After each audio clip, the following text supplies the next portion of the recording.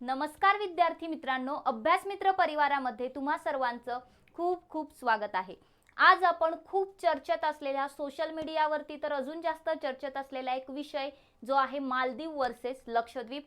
तर नक्की काय घडलं होतं, नक्की काय मॅटर आहे, सगळं आज आपण लेट पण थेट जाणून घेणार आहोत। चला तर मित्रांनो सुरुवात करूया आजच्या या सुंदर व्हिडिओला। बघा काय झालं होतं, नक्की प्रकरण काय आहे। तर तुम्हाला माहिती असेल आपल्या देशाचे पंतप्रधान नरेंद्र मोदी हे लक्षद्वीपला भेट देण्यासाठी गेले होते आणि त्यांनी तिथे भेट दिली। त्यांनी ते जे काही तिथलं सौंदर्य आहे त्याचे व्हिडिओज पोस्ट केले। त्यांनी सांगितलं सगळ्यांना की पूर्ण भारतवासियांना की आपलं लक्षद्वीप किंवा आपल्याकडे पर्यटनासाठी खूप चांगली जागा आहे। सो हे जेव्हा त्यांनी ट्विट केलं त्यानंतर प्रॉब्लेम आला, तो म्हणजे मालदीवकडून। मालदीवला काय खटकलं तर मालदीवला वाटलं की लक्षद्वीप हे मालदीवच्या जवळ आहे, सो जे काही मालदीवचं पर्यटन आहे ते आता लक्षद्वीपकडे वळणार आणि कुठेतरी आपल्या पर्यटनाला हे थांबवताय। आणि याच्यावरून मग त्यांनी काय केलं, आक्षेप घेतला आणि पुढे जाऊन ट्विटवर ट्विट, सो ट्विट वॉर जे आहे ते थोडक्यात सुरू झालं आणि मग सगळं हे जे काही कॉन्ट्रोवर्सी आहे ती क्रिएट झालेली आहे। मग त्यांनी जे काही लक्षद्वीपचे खासदार आहेत मोहम्मद फैजल, तसंच भारताचे पंतप्रधान आणि भारत देश या सगळ्यांवरतीच काय केलेले आहेत तर मालदीवने वेगवेगळ्या टिप्पणी केलेल्या आहेत, टीका केलेल्या आहेत म्हणूया। तर हे जे झालं तर 3 जानेवारीला लक्षद्वीपला नरेंद्र मोदी पंतप्रधान जे आहेत आपल्या देशाचे त्यांनी भेट दिली होती आणि त्यांनी तिथे काही वेळ घालवला, काही जे काही चित्र होते तिथले फोटो जे आहेत ते शेअर केले। त्यामुळे हे कुठेतरी त्यांनी म्हटलं की लक्षद्वीप हे उत्कृष्ट पर्यटन स्थळ आहे असं झालं आणि मग ते कुठेतरी मालदीव जे आहे ते थोडंसं एक जे काही आक्षेपार्ह भूमिका आहे ती मालदीवने घेतली। मग बघा जर तुम्ही पाहिलं तर झालं काय मग त्यानंतर, तर एक व्यक्ती होती, एक महिला होती जी की मालदीवचं युवा सक्षमीकरण आणि माहिती आणि कला यांचं जे मंत्रालय आहे तर त्यामधील जे उपमंत्री होत्या मरियम शिवना यांनी काय केलं तर यांनी टिप्पणी सुरू केली, यांनी ट्विट केलं कोणाबद्दल तर पंतप्रधान, आपले जे पंतप्रधान आहेत नरेंद्र मोदी त्यांच्याबद्दल त्यांनी टिप्पणी केली आणि त्यापासून मग तो वाद जो आहे तो सुरू झाला होता। सो यांनी काही अपमानास्पद भाषा वापरली आणि हा जो वाद आहे तो इतका वाढत गेला पुढे जाऊन की मग ते ट्विट जे आहे ते जे मरियम शिवना यांनी जे ट्विट केलं होतं ते नंतर डिलीट करण्यात आलं। हा वाद वाढल्यामुळे इवन त्यांना काय केलं होतं, त्यांनी जर पाहिलं तर जे काही इतर उपमंत्री पण होते मल्शा शरीफ आणि महजूम मजीद यांनी सुद्धा काय केलं होतं तर भारत आणि भारतातल्या हॉटेल्स यांच्याबद्दल, भारतातल्या हॉटेल्सच्या विरुद्ध ट्विट केले होते। ठीक आहे, सो या गोष्टी घडल्या आणि जर तुम्ही पाहिलं तर इतर जे होते झाहिद रजीमसह इतर जे काही मालदीवचे अधिकारी होते तर त्यांनी जे काही पंतप्रधानांनी आपल्या लक्षद्वीपला भेट दिली होती तर याची खिल्ली उडवायला सुरुवात केली, त्याच्यावरून मजाक उडवली। ठीक आहे, मग सोशल मीडियावरती जे काही फोटो होते ते व्हायरल झाले आणि मग काय झालं तर लक्षद्वीपची कंपॅरिझन मालदीव सोबत व्हायला लागलं, कारण पाहिलं तर अरबी समुद्राच्या पार्टमध्ये थोडंफार ते येतं आणि जे काही आहे बऱ्यापैकी सिमिलर आहे। सो ते काय झालं, तुलना व्हायला सुरुवात झाली। सो एक्स म्हणजे ट्विटरवर एका पोस्टमध्ये काय करण्यात आला, दावा करण्यात आला की पीएम मोदींनी जे काही पाऊल टाकलंय लक्षद्वीपमध्ये तर त्यामुळे मालदीवसाठी काय झालेलं आहे, एक मोठा धक्का निर्माण झालेला आहे की आता लक्षद्वीपमध्ये पर्यटनाला चालना मिळेल आणि मालदीवचं पर्यटन कुठेतरी लक्षद्वीपकडे अट्रॅक्ट होणार आहे। सो त्यामुळे मालदीव काय झाली तर मालदीवनी आक्षेपार्ह भूमिका यावरती घेतली। मग हा जो काही दौरा झाला होता मोदींचा, त्यांनी व्हिडिओज वगैरे शेअर केले, सगळं सांगितलं। मालदीवची जी काही थोडक्यात लक्षद्वीप मालदीवशी तुलना करताना दिसत होतं त्यामध्ये आणि त्यामुळे काय झालं तर जे काही मालदीवचे अधिकारी किंवा नेते होते, मंत्री होते ते सगळे रागाच्या भूमिकेत गेले, संतप्त झाले आणि त्यानंतर त्यांनी ज्या काही पोस्ट वगैरे केल्या होत्या सोशल मीडियावरती त्या जेव्हा आपल्या लोकांनी पाहिल्या, आपल्या भारताच्या नागरिकांनी पाहिल्या, मग त्यानंतर मालदीवच्या नागरिकांमध्ये आणि भारताच्या नागरिकांमध्ये एक थोडक्यात ट्विटर वॉर सुरू झालं। आपल्याकडे #बॉयकॉट मालदीव्स हा जो ट्रेंड होता, हा ट्विटर ट्रेंड सुरू झाला आणि खूप लोकांनी तुम्हाला माहिती असेल तर काय केलं, मालदीवचे तिकीट इवन कॅन्सल केले, बरोबर। आता जी काही टिप्पणी केली होती, जे काही ट्विट केलं होतं मरियम शिवना यांनी, त्याचबरोबर त्यांच्यासोबत इतर जे मंत्री होते, उपमंत्री होते मलिशा वगैरे, तर यांना काय करण्यात आलं, हसन जिहानला वगैरे, तर यांना त्यांच्या मंत्रिपदांवरून सस्पेंड करण्यात आलं, निलंबित करण्यात आलं, कारण की त्यावरूनच ती कॉन्ट्रोवर्सी पुढे जास्त सुरू झाली। सो त्यांना काय केलं, सस्पेंड केलेलं आहे आणि जर तुम्ही पाहिलं तर या सगळ्या कॉन्ट्रोवर्सी नंतर बऱ्याचशा भारतीयांनी काय केलं तर मालदीवचे जे तिकीट्स बुक केलेले होते, हॉटेल्सवरती जे काही बुकिंग होती किंवा फ्लाईट्स होत्या, या सगळ्या गोष्टी रद्द केल्या. बघा, जवळपास 8,000 पेक्षा अधिक हॉटेल्सची बुकिंग काय झालेली आहे तर या गोष्टीनंतर रद्द झालेली आहे. आणि इवन 2500 तिकीटं जर तुम्ही विमानाची पाहिली, फ्लाईट्स रद्द झालेल्या आहेत. काय तर 2500 फ्लाईट्सची तिकीटं सुद्धा रद्द झालेली आहेत. म्हणजे बघा, लोकांना पण कळलं की आपण आपल्या देशाला सपोर्ट केला पाहिजे, आपला जो पैसा आहे तो शेवटी आपल्या देशातच राहिला पाहिजे. जर आपल्या देशाच्या विरोधात एखादा देश जर काहीतरी कॉन्ट्रोवर्शियल स्टेटमेंट देत असेल, काहीतरी अपमानास्पद बोलत असेल, आपल्या पंतप्रधानांबद्दल झालं, आपल्या देशाबद्दल झालं किंवा आपल्या नागरिकांबद्दल झालं, तर डेफिनेटली आपण त्याच्या अगेन्स्ट उभं राहिलं पाहिजे. आणि म्हणूनच लोकांनी जे काही कॅन्सल तिकीट केले त्याचे पण इवन फोटो ट्विट केले, बरोबर. सो हा जो काही वाद आहे तो पेटत राहिलेला आहे. आता थोडंसं जर लक्षद्वीप कडे आपण येऊया, कारण की मग महत्वाचं इथे काय ठरतं आता, लक्षद्वीप, बरोबर. जे काही झालंय कॉन्ट्रोवर्सी ती लक्षद्वीपशी रिलेटेड झालेली आहे. म्हणून लक्षद्वीपवर आपल्याला परीक्षेत प्रश्न निश्चितच येऊ शकतो. मग लक्षद्वीप जर बघायचं झालं तर आपल्याला माहिती आहे की अरबी समुद्रामध्ये लक्षद्वीप हे एक बेट आहे, प्रवाळ बेट आहे, बरोबर, कोरल बेट आहे. मग आता हे जे प्रवाळ बेट आहे हे जवळपास 36 लहान लहान बेटांच्या समूहाने ते बनलेलं आहे. मग आता इथे जर तुम्ही पाहिलं तर मल्याळम आणि संस्कृतमध्ये जर तुम्ही पाहिलं तर लक्षद्वीप या नावाचा अर्थ काय होतो तर याचा अर्थ होतो लक्ष म्हणजे काय, लाख, 1,00,000 बेट असा याचा लक्षद्वीपचा अर्थ होतो. आता लक्षद्वीपच्या भाषा पण आपल्याला थोड्याशा माहिती असल्या पाहिजे. इवन UPSC MPSC कुठलीही परीक्षा असू द्या प्रश्न येऊ शकतो. बघा, मल्याळम आणि धिवेई, काय, मल्याळम आणि धिवेई या दोन भाषा आहेत ज्या काय आहेत लक्षद्वीपमध्ये बोलल्या जाणाऱ्या प्रमुख भाषा आहेत.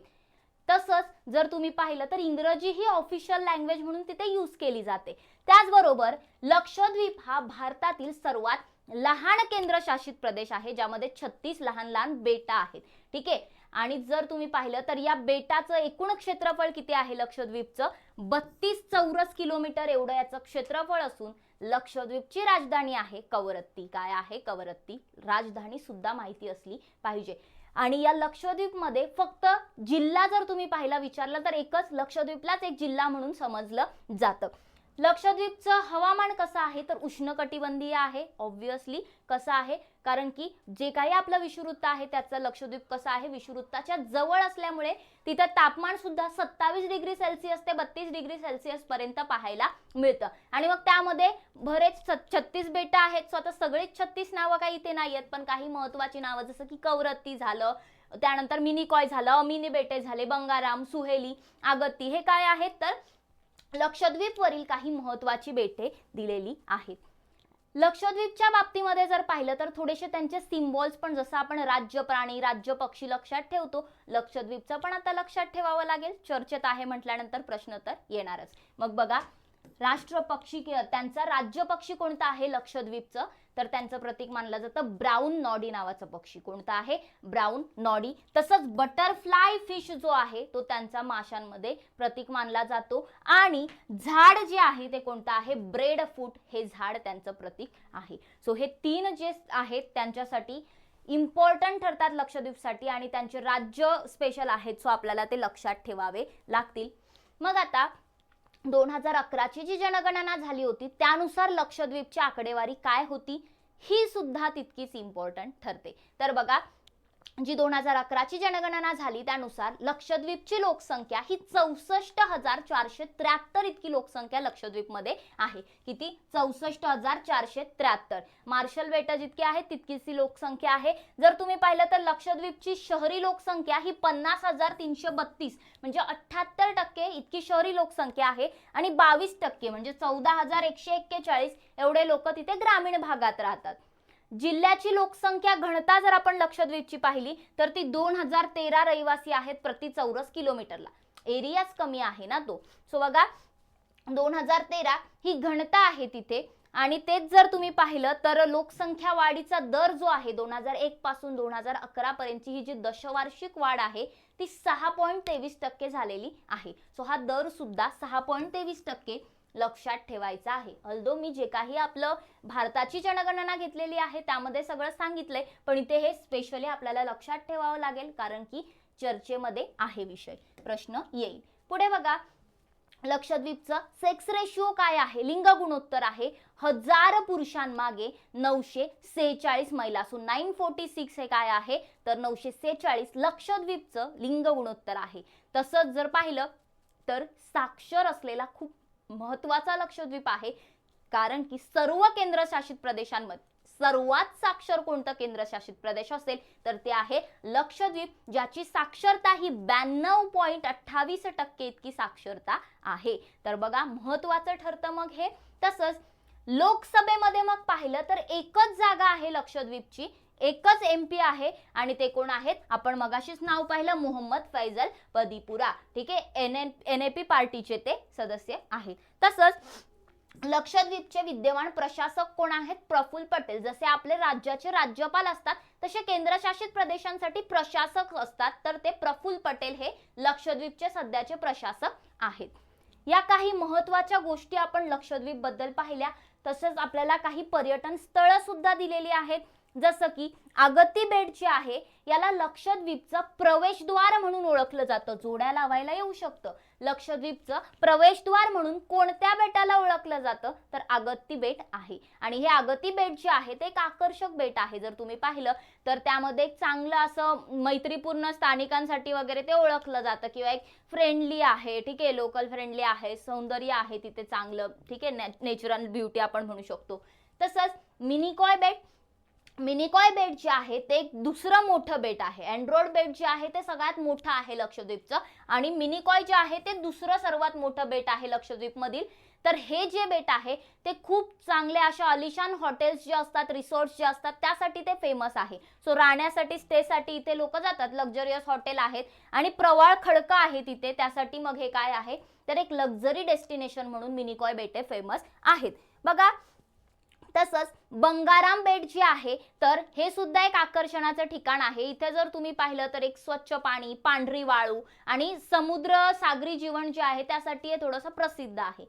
कवरत्ती बेटाविषयी जर पाहिलं तर कवरत्ती ही लक्षद्वीपची राजधानी आहे. सो एक बिझी बेट आपण म्हणू शकतो त्याला, कारण की सुंदर असं सरोवर तिथे, चांगला असा परिसर, ऐतिहासिक दीपगृह वगैरे आहे तिथे, लाईट हाऊस आहे आणि चांगल्या अशा लाईव्ह बाजारपेठा आपण म्हणू शकतो, एक हॅपनिंग बाजारपेठा आहेत तिथे. सो त्यासाठी एक बिझी बेट म्हणून ओळखलं जातं, बिझी आयलँड म्हटलं जातं. सो बघा, ही काही काय आहेत तर लक्षद्वीपची लोकप्रिय ठिकाणं आहेत. ठीक आहे, मग अशा प्रकारे लक्षद्वीप जर पाहिलं तुम्ही तर आता मालदीव इश्यूमुळे खूप लोकांनी लक्षद्वीपची तिकीटं सुद्धा बुक केलेली आहेत आणि लक्षद्वीपच्या पर्यटनाला आता कुठेतरी चालना मिळणार आहे. सो देशातला पैसा आता एवढे तुम्ही जर विचार केला तर या वर्षी किंवा मागच्या 2023चा जर डेटा घेतला तर 2 लाखापेक्षा 2.5 लाखापेक्षा जास्त जवळपास, किंवा एक 2,30,000 वगैरे लोक जे आहेत ना ते मालदीवला गेले होते. ठीक आहे, त्याच्या आधी पाहिलं तर 2,70,000, त्याच्या आधी 2,90,000. सो एवढे लोक जर एका वर्षात भारतीय जातात मालदीवला, तर विचार करा तेच पर्यटन लक्षद्वीपकडे जर वळलं तर आपल्याला किती त्याचा फायदा होणार आहे. म्हणून आता लक्षद्वीपला एक चालना, भारतात पर्यटनाला एक चालना मिळणार आहे. मग आता आपण थोडेसे याच्या रिलेटेड वन लाइनर्स क्वेश्चन बघूया जे की विचारले जाणार आहेत. पहिली गोष्ट तर सोपासा प्रश्न की लक्षद्वीपची बेटं जी आहेत ती कुठे आहेत, कुठे आहेत. भारत जर तुम्ही पाहिला तर भारताच्या इकडे काय आहे, लक्षद्वीप बेटे आहेत कुठे, अरबी समुद्रामध्ये पश्चिमेला. सो अरबी समुद्र हे याचं करेक्ट आन्सर आहे. पुढे बघा, लक्षद्वीपची राजधानी कुठे आहे, पाहिला आपण मगाशीच कुठे आहे, कवरत्ती ही काय आहे, लक्षद्वीपची राजधानी आहे. लक्षद्वीपचे सध्याचे प्रशासक कोण आहेत, प्रफुल्ल पटेल. कोण आहेत, प्रफुल्ल पटेल हे लक्षद्वीपचे सध्याचे प्रशासक आहेत. त्याचबरोबर एक महत्त्वाचा प्रश्न ठरतो की लक्षद्वीपची स्थापना कधी झाली. कधी झाली मित्रांनो, 1 नोव्हेंबर 1956 ला लक्षद्वीपची स्थापना झालेली आहे. मग बघा, 1 नोव्हेंबर हा दिवस ते स्थापना दिन म्हणून साजरा करतात. पुढे बघा, लक्षद्वीप कोणत्या न्यायालयाच्या अखत्यारीत येतं. केंद्रशासित प्रदेशांसाठी सेपरेट न्यायालय नाहीये. सो कोणत्या न्यायालयाच्या अखत्यारीत ते येतं तर ते केरळ हायकोर्टच्या, केरळ उच्च न्यायालय जे आहे त्याच्या याच्यामध्ये काय येतं, लक्षद्वीप येतं. जसं तमिळनाडूचं पदुचेरी. ठीक आहे, मग बघा, लक्षद्वीपला सर्वात जवळचा देश कोणता आहे कोणता आहे सर्वात जवळचा देश लक्षद्वीपला? ऑब्विसली मालदीव. जर लक्षद्वीप इथे आहे तर लगेच मालदीव आहे, म्हणूनच कॉन्ट्रोवर्सी सुरू आहे. पुढे बघा, लक्षद्वीप मधील एकमेव विमानतळ कोणते आहे? एकच विमानतळ आहे, एकच एअरपोर्ट आहे लक्षद्वीप मध्ये, ते आहे अगत्ती या ठिकाणी, अगत्ती विमानतळ. पुढे जाऊया, लक्षद्वीप एक डॅश डॅश आहे. काय आहे? ज्वालामुखी आहे का? ज्वालामुखीने तयार झालेलं, टेक्टॉनिकने तयार झालेलं बेट आहे का?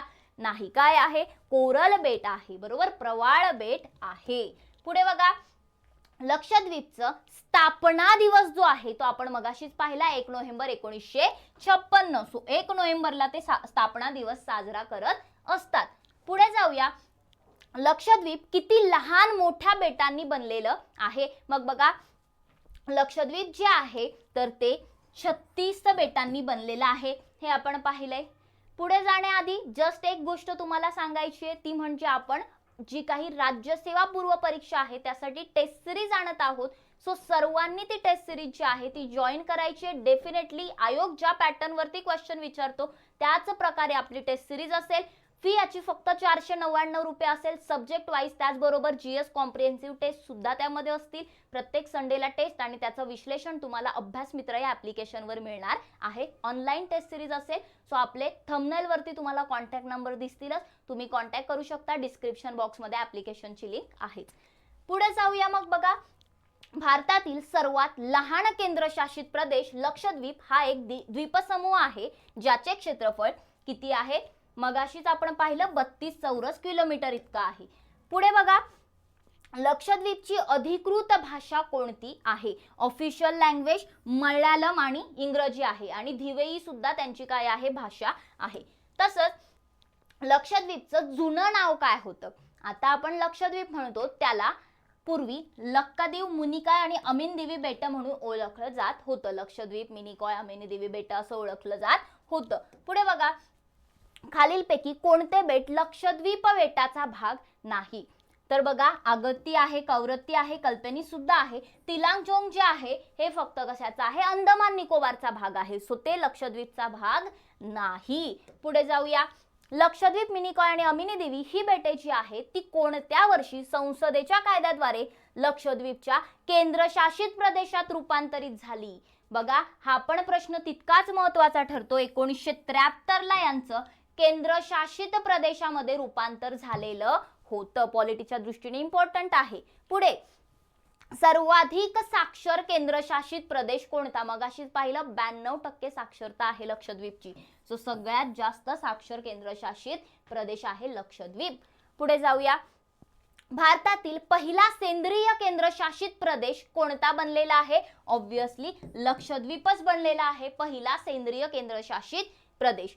नेक्स्ट क्वेश्चन आहे, कोणते चॅनल मिनिकॉयला लक्षद्वीप पासून वेगळे करते? बघा, जे काही अक्षवृत्त गेलेले आहेत आपले, तर त्यामध्ये जर तुम्ही पाहिलं तर 9 अंशाचं जे अक्षवृत्त आहे, म्हणजे विषुववृत्तापासून 9व्या क्रमांकावरती जे अक्षवृत्त आहे, तर हे 9व्या क्रमांकाचं अक्षवृत्त काय करतं? तर मिनिकॉय आणि लक्षद्वीप या दोन बेटांना वेगळं करतं. ठीक आहे, मग त्याला 9 डिग्री चॅनल असं म्हटलं जातं, 9 अंश वाहिनी वगैरे म्हटलं जातं. आणि हे मिनिकॉय आणि लक्षद्वीपला वेगळं करण्याचं काम करतं. तसंच लक्षद्वीपच्या दक्षिणेला कोणतं बेट आहे? मग बघा, लक्षद्वीपच्या दक्षिणेला आहे अनरोट बेट. कोणता आहे? सॉरी, मिनिकॉय बेट. कोणता आहे? मिनिकॉय बेट. सो लक्षात ठेवायचे, लक्षद्वीपच्या दक्षिणेकडील बेट कोणता आहे? मिनिकॉय बेट. पुढे बघा, लक्षद्वीपला मालदीव्स पासून वेगळी करणारी वाहिनी कोणती? मग लक्षद्वीप या बेटाला मालदीव्स पासून कोण वेगळं करतं? तर तिथे आहे 8 degree channel. 10 degree channel Andaman Nicobar मध्ये, आणि इकडे लक्षद्वीप आणि मालदीव्सच्या मध्ये 8 अंशाचं चॅनल, 8वं अक्षवृत्त आहे.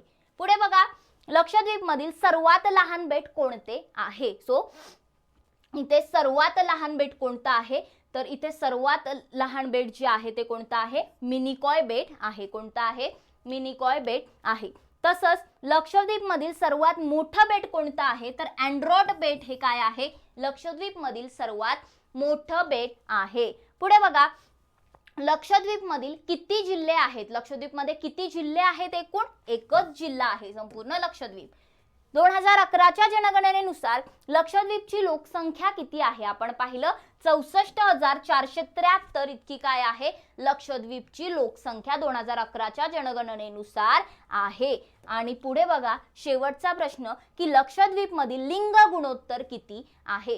किती आहे लिंग गुणोत्तर लक्षद्वीप मध्ये? तर 1000 पुरुषांमागे 946 महिला हे लक्षद्वीपचं लिंग गुणोत्तर आहे. तर मित्रांनो, ह्या ज्या काही लक्षद्वीप विषयी महत्त्वाच्या गोष्टी होत्या त्या अगदी तुम्हाला तोंडपाठ असल्या पाहिजे, कारण प्रश्न नक्की येणार आहे.